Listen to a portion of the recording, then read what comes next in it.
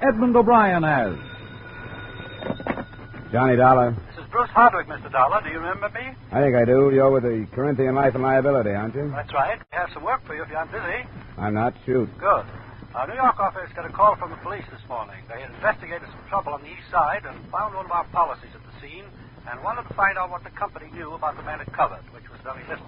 Well, what kind of trouble was it? Nobody seems to know. All the signs of murder, I understand, but no body. Will you go down and see what you can make of it?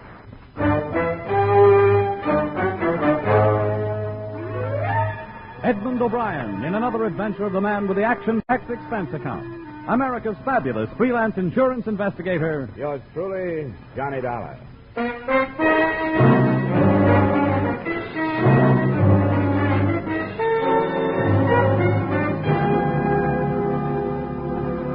Expense account submitted by Special Investigator Johnny Dollar to Home Office, Corinthian Life and Liability Insurance Company, Hartford, Connecticut.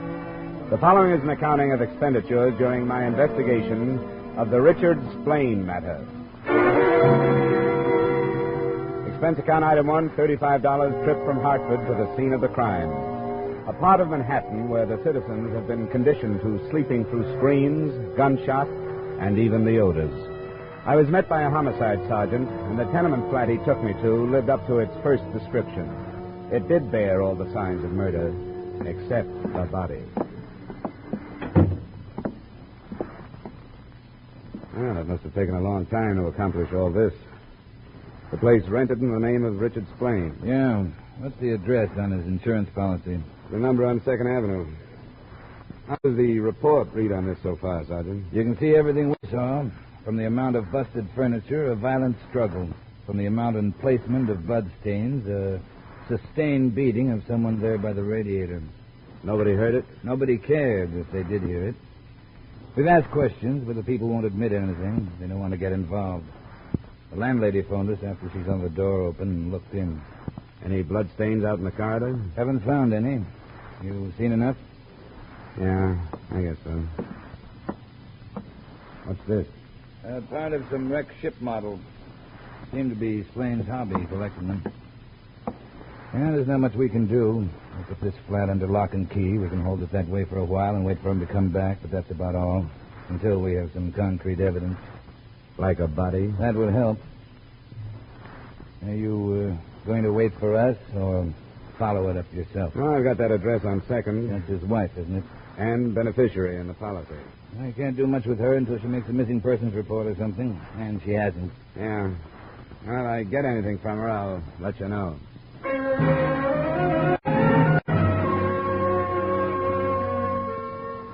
Expense account item 2, $1.50 taxi to the 2nd Avenue address. Mrs. Splain was a rather dumpy blonde with tousled hair and half-applied lipstick. She obviously didn't want me to come in. Well, it's not that I don't want to help any way I could, Mr. Dollar. But I haven't seen much of Dick lately. We split up, you know. No, I didn't. Who came in here, Clara? Oh, it's something about Dick. Dick. Well, what about him? I'm sick of you getting bothered over that bum. Oh, now, Mark, hold your temper. This man is from the insurance. Mr. Dollar, this is Mr. Bond. How are you? Okay. What's insurance got to do with this? Splain had a policy on his life. Mrs. Splain is the beneficiary. I guess I never told you, Mark. I almost forgot about it myself. It isn't very much. $35,000. How did you learn about what happened? Well, the police phoned me. Wanted to know if he was here. I told them the same as I told you. Well, I don't even know if Dick was in or out. What do you mean, in or out? In port or at sea. Oh. He worked on a boat. In his policy, he listed his occupation as a carpenter. Well, he used to be. But since the war, he's been a ship's carpenter. He's away all the time. That's one of the reasons I dumped him. That wasn't the worst. Mark, you talk to Mr. Dollar while I go on and put the rest in my mouth. Oh. I feel like I'm not half ready. Well, what do you want to know about him? Whether he's dead or alive. You think he'd call Mrs. Splain if he was hurt and in trouble? No. I know for sure he wouldn't. When they quit, they met it. Has there been a divorce? Not yet. It costs money. She hasn't got any. I haven't. And if Splain has, he's not letting loose. Would you happen to know if there's somebody he would turn to? The police checked the hospitals without finding him. No, I don't know where he'd go. Hey, what makes you so sure Splain is the one that got messed up? Maybe he went to work on somebody else. That's what I was thinking. One thing I can tell you from experience.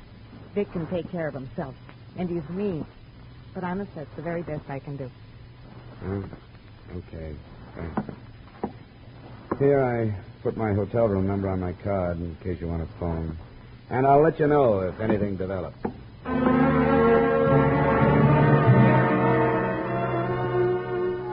Expense account item 3, $1.50 to Splain's flat. I decided that it would be easier to learn there the name of his last ship. And with that, I hoped to find someone who was closer to him than his wife. Sergeant Burns was no longer there, but a lie or two got a pass key from the landlady, and I went in. The top drawer of the battered bureau produced not only what I was looking for, but more. The name of the ship was the Tangier, and an envelope that contained a seaman's papers also contained a small address book with enough names and addresses to keep at least one investigator happy. I started to jot them down, but got no more than halfway through. I hope you don't mind, Sergeant. What's that is? Who are you? My friend was Splain. I heard you moving in here and thought he was in. What happened? Shut the door. What a mess. Nobody seems to know what happened. Who are you? A cop? Private type. Is Splain dead?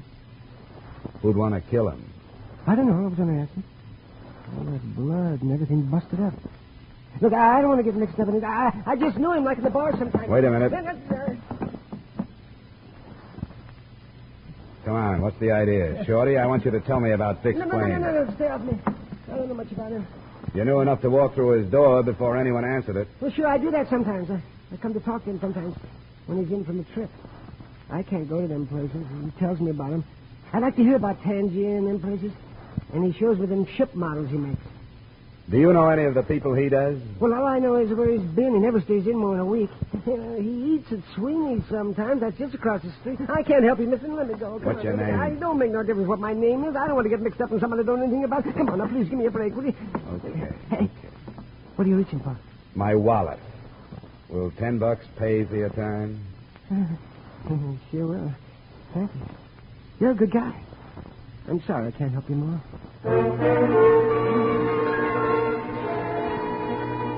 Expense account item 4, $10 peace offering. I had a feeling I'd paid for lies with it and covered the possible loss by tailing the rabbity little man to an address a few blocks away. His name turned out to be Paul Krell. What was left of the afternoon was spent on routine legwork, and at 6 I was on the phone in my hotel room. Sergeant Burns. This is Dollar, Sergeant. Oh, how'd you make out? I've got nothing. Splain and his wife separated and can't afford a divorce. She's taken up with a guy named Mark Bond. They both say they haven't seen or heard from Splain for a long time. Yeah, a lot of people don't know anything about that guy. It seems he's a ship carpenter. I got the name of his ship and went aboard. He's been with it for a couple of years, same one, plies between here and North African ports. Those people don't know much about any of their crewmates' shore life, so I didn't get much. Few names I can check tomorrow. What's the ship? The Tangier, white flag line, Pier 80 on the East River. Have you run into anything? I'm still waiting. Well, you've got my hotel. Yeah, thanks for calling, Dollar. Something may turn up tonight. If it does, I'll phone you first thing in the morning.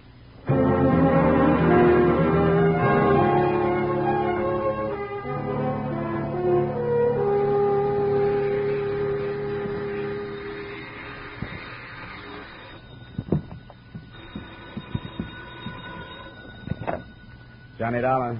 This is Clara Splain, Mr. Dollar. Oh, hello. I got to see you right away. Sure, what's up? They arrested Mark. You know, you met him. Yeah. They found your husband? Yeah, last night. I've been down to the morgue already this morning to identify him. Yeah. Where are you now? I'm right downstairs from you in the lobby. All right, Clara, come on up.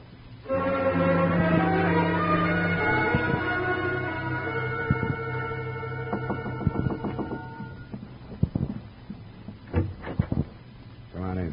What'd you tell him about us, Mark and me? Nothing that would put the heat on Mark by itself. If they're holding him, they must know more. I think he's lying myself. He couldn't prove where he was when the police said my husband died. Are you sure you didn't mention that $35,000 policy to Mark? I don't think I ever did. No, I'm sure of it. Why did you come here? What do you want me to do? I'm I'm trying to get up my nerve, Mr. Dollar. The real reason that I left Dick was because I found out something awful that he was doing. Such as? He built little boats, models, and they were hollow. He brought dope into the country inside of them. I didn't tell the police that because I was afraid of what they'd do to me for knowing all the time. You should be. Did Mark know about it? No, I never told anybody. But maybe it's important now. You're right. True or untrue, it is important. On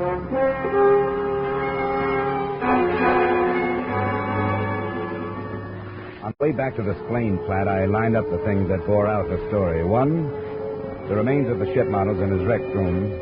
2, the possibility that Paul Krell may have been a narcotics buyer. And 3, the address book that could have contained a list of customers.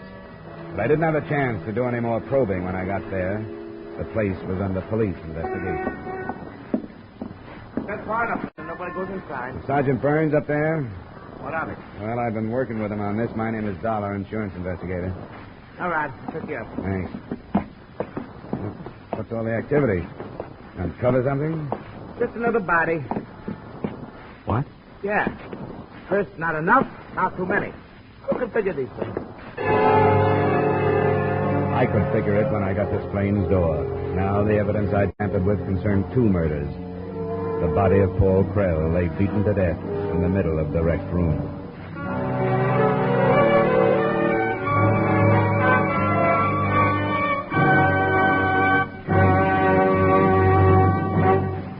In just a moment, we'll return to the second act of yours truly, Johnny Dollar, starring Edmund O'Brien. But first, how's for trying to sing it again tonight? $5,000 in cold, hard cash and $10,000 in fine prizes are waiting for the CBS listener who can solve the Phantom Voice mystery. Dan Seymour will be on hand with those coast-to-coast phone calls again. Alan Dale, Eugenie Baird, Bob Howard, and the Riddlers will be making the music. And remember, there's many a fine prize for solving the tuneful riddle songs that lead to the Phantom Voice mystery. It's an hour of fun and music to entertain you and perhaps pay off every Saturday night on most of these same CBS stations. Here's Sing It Again tonight, won't you? And now with our star, Edmund O'Brien, we return you to the second act of yours truly, Johnny Dollar.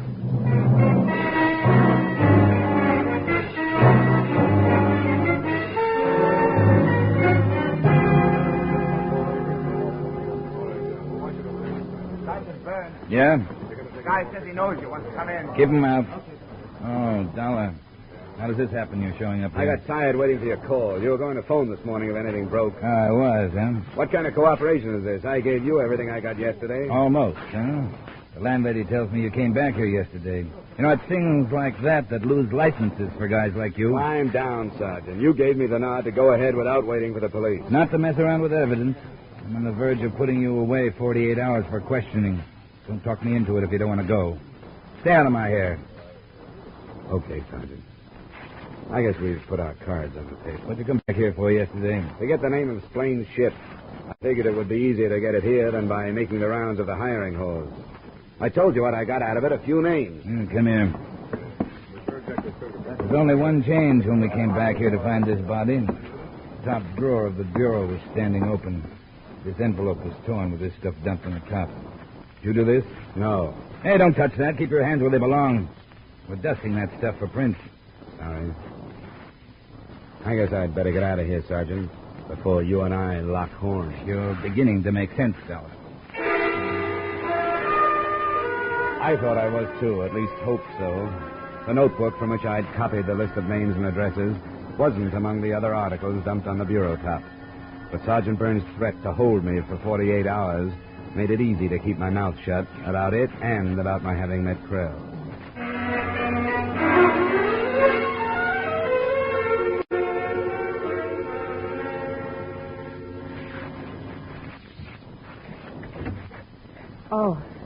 Oh, did they let Mark loose? Don't be funny. Of course they didn't. Well, did you tell him about the little boats in there? I thought it was better not to. There's been another murder at your husband's place. Who? Little guy named Paul Krell. That name mean anything to you? I never heard it before. What's it all about? A lot of people are wondering. Where was Mark Bond last night? They don't think he did that one, too. I didn't ask. But I know how their minds work. They'll accuse Mark of going back to cover tracks. Where was he? He was right here with me. Any witnesses to prove that? There's me. I know he was here, don't I? Under $35,000 circumstances, that's hardly enough. How do I know this narcotics sale of yours is true? I don't get it. Why would I admit it if it wasn't true? It's liable to get me in a lot of trouble, isn't it? It could throw up a whale of a smokescreen for Mark, too. All right, I'll show you something. I got one hid in the closet. In here something. Yeah, here. This one he called a frigate. First, you have to set it on something. Yeah, then you twist this thing, the mast, I think. And this part opens up. Let me see that. That's pretty.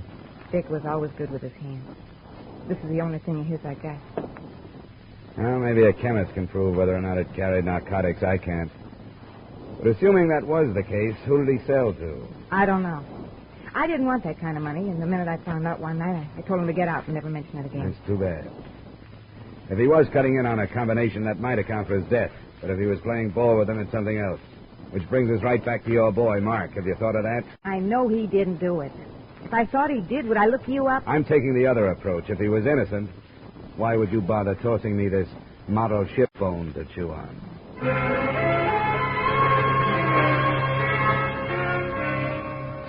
Expense account, item 5, $25, blanket item covering transportation for the rest of the day. At the address of Paul Krell, I learned what I believed to be the truth. That his association with Splain was no more than a friendly one. From the list of names I copied, I picked Jerome Kentner, who had the closest address, an apartment about $250 a month away from the park. Yes?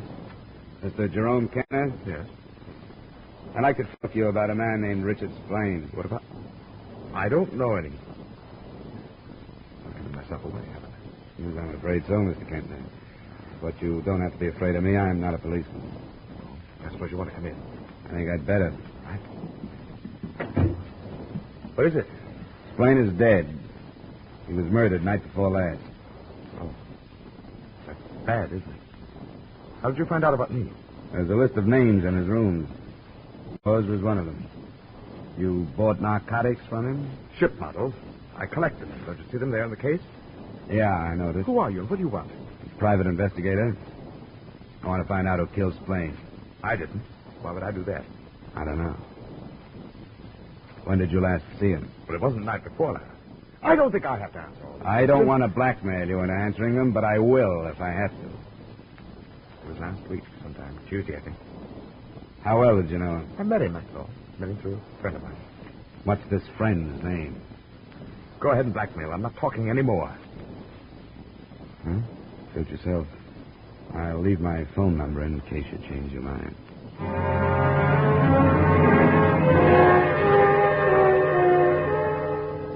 The next two stops yielded nothing. The names were either conveniently or coincidentally out of town. The next, Miss Francine Wells, an address on 82nd Street.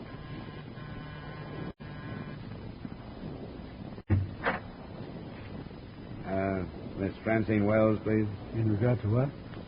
Well, I'd rather tell her if you don't mind. I'm afraid I'll have to insist. Are you a salesman? No, I'm not a salesman. It's Miss Wells, and... Young man, you'll have to tell me who you are. Someone for me, Dad? I was expecting Fred, remember? Yes, I remember, and this gentleman is not Fred. Oh? Good afternoon.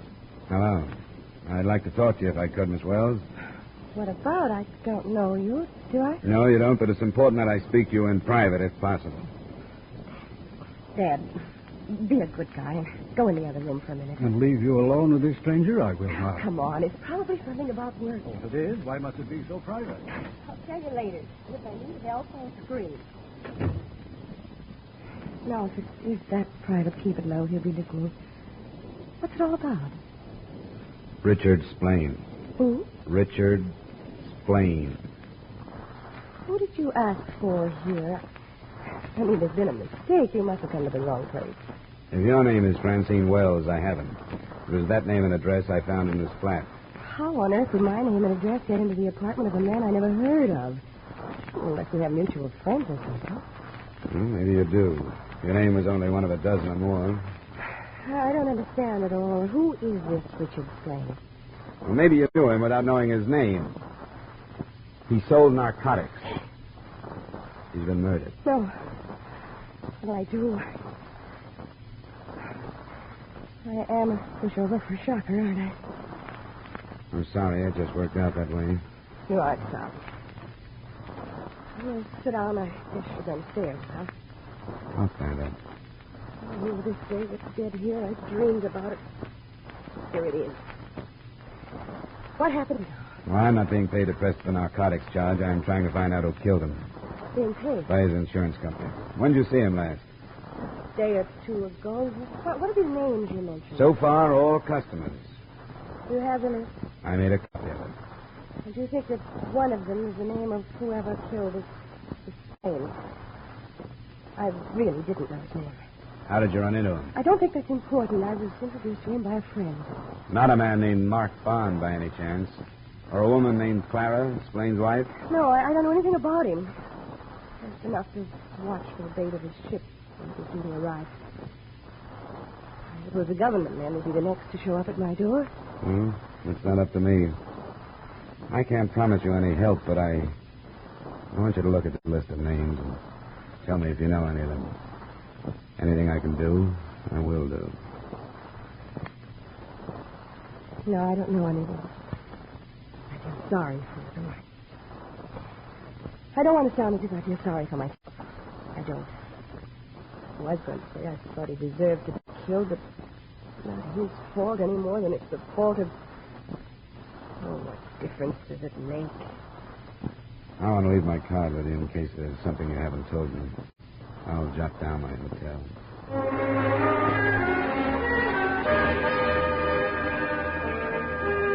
Most of the others I got to were pretty much the same. Mixtures of fear, desperation, sometimes defiance, and usually fatalism by the end of it.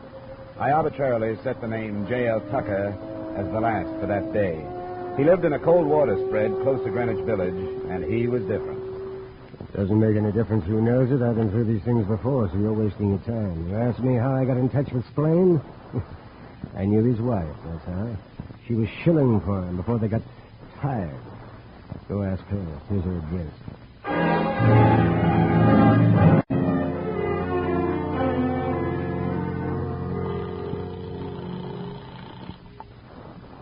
Hello? Dollar, I just left a man named Tucker. He said he knew you. I thought I'd better call. Oh, Tucker.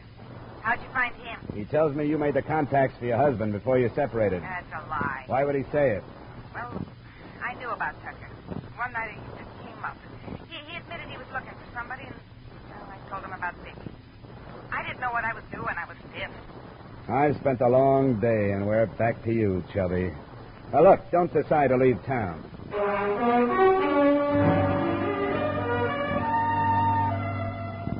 Expense account item 6, $4 dinner at my hotel. Item 7, same amount, a few brandies at the bar. I had the idea I'd spent a lot of energy for nothing until the elevator dropped me at my floor, and I turned the corner toward my room. It's all right.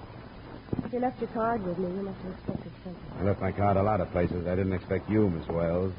You don't seem to have had any other things. Come on in. Well? You said if there was anything else I wanted to tell you. Yeah?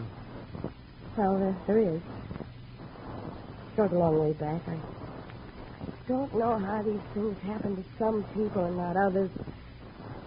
I was no angel, but I was all right. Come on. Come on, sit down over here. I've always told myself that some people get bitten by rattlesnakes and others don't. But it's not the same. It was in school, after a party. Neither one of us had any sense. We got it from somebody. Who was this? In Pennsylvania. His name was Phil. I don't know. I came home, never saw him again. But that was the start of it. It was only 2 years ago. I knew it would end. Kept wondering how. Now it hasn't. What are you trying to tell me? I killed Richard Splain. That's what I'm trying to tell you. Why? Because I went to him without any money, and he laughed at me. I don't know what happened to me. I picked up something and started to hit him. I hit him. Why didn't you tell me this before? Because thought I could go through with it. But I can't. If it happened this time, I don't want to go on anymore. I went to him without any money, and I picked up the first thing I touched and started to beat him. What was that? I don't even remember. An andiron? Yes, I think that's what it was. And Paul Krell, you killed him too? Yes. I don't know. Yes, I did. I must have. And I don't care. I don't care. Well, that was a good try, but it won't work. This wasn't a woman's killing, no matter how desperate she was. You want me to go? Or you want to stay here? Please. Please, I did it. I did it. Isn't it enough? Haven't I done enough? Yeah? Yeah, I'm afraid you have.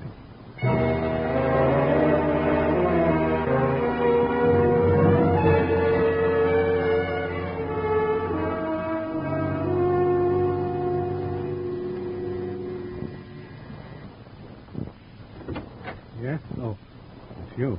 Where's my daughter? I want to talk to you about it. Where is she? Mr. Wells, somewhere in this apartment, if you haven't destroyed it, there's a piece of very important evidence. What's that you say? A notebook containing a lot of names, among them your daughter's. Oh, she told you this? Well, hardly. She was trying to protect you. She confessed to killing Richard Splain. They haven't arrested her. Not yet. She was lying, isn't I? I'm afraid I do, Mr. Wells. Ah, I'm glad. I told her about it after I heard you leave. Are you married?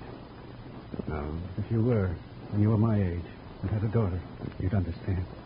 You know what it's like to watch her change. I didn't know for a long time. I wondered, and I followed. And when I learned the truth, I killed him. Surely you don't blame me.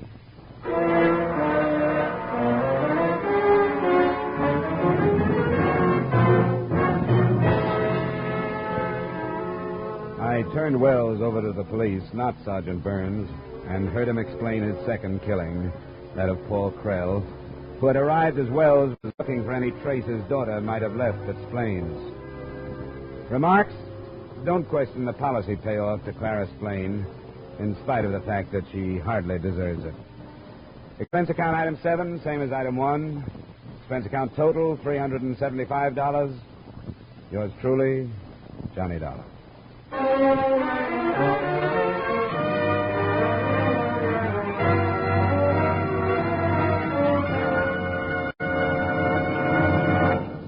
Yours truly, Johnny Dollar, stars Edmund O'Brien in the title role and is written by Gil Dowd with music conducted by Wilbur Hatch.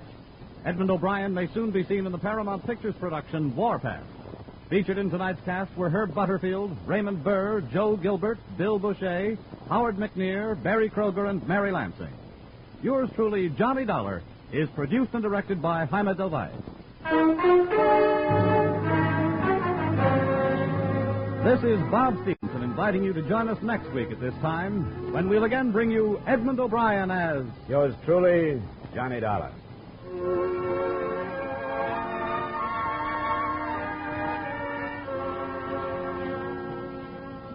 Have you met the Coopers, Liz and George?